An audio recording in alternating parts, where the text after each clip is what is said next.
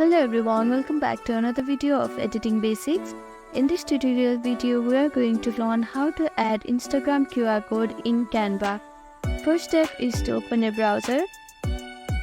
Now on the search bar, type in canva.com.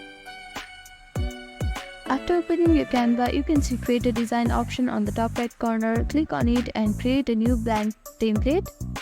Now first you have to open your Instagram account. And after opening your Instagram account, go to your profile and here you can see settings option. Click on settings. Now here you can see QR code. Click on QR code and here you can see the QR code of your Instagram profile.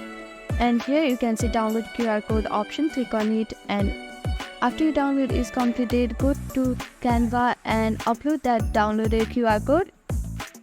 After your upload is completed, simply drag that picture into the screen, and here you can see that you have added the Instagram QR code in the Canva.